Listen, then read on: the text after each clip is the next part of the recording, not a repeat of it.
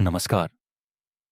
पिछले प्रसंग में आपने देखा कि कैसे देवव्रत ने भयंकर प्रतिज्ञा लेकर भीष्म बने।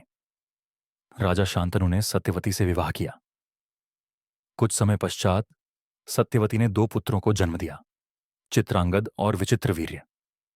भीष्म ने दोनों भाइयों को अत्यंत स्नेह से पाला और उन्हें युद्ध कला तथा राजनीति की शिक्षा दी। राजा शांतनु प्रसन्न थे कि उत्तराधिकार सुरक्षित है। किंतु कुछ वर्षों बाद राजा शांतनु का देहांत हो गया। पूरा हस्तिनापुर शोक में डूब गया। भीष्म ने अपनी प्रतिज्ञा के अनुसार बड़े भाई चित्रांगद को राजा घोषित किया। चित्रांगद एक महान योद्धा बने और उनकी ख्याति दूर दूर तक फैल गई। किंतु उसी नाम का एक गंधर्व राजा भी था। जब उसने सुना कि हस्तिनापुर का राजा भी चित्रांगद नाम से विख्यात हो रहे हैं, तो उसे क्रोध आ गया। गंधर्व ने युद्ध की चुनौती दी। कुरुक्षेत्र में भयंकर युद्ध हुआ जो 3 वर्षों तक चला। अंततः दिव्य शक्तियों से युक्त गंधर्व विजयी हुआ और राजा चित्रांगद वीरगति को प्राप्त हुए। हस्तिनापुर में फिर से शोक की लहर दौड़ गई। भीष्म ने अब अपने दूसरे छोटे भाई विचित्रवीर्य को राजा बनाया। विचित्रवीर्य अभी बहुत छोटे थे, इसलिए भीष्म ने स्वयं राज्य का संचालन संभाला। वे विचित्रवीर्य के संरक्षक बन गए। कुछ वर्ष बीते। विचित्रवीर्य युवा हो गए। अब विवाह का समय आ गया। रानी सत्यवती और भीष्म चिंतित थे कि उपयुक्त वधू कैसे मिलेगी।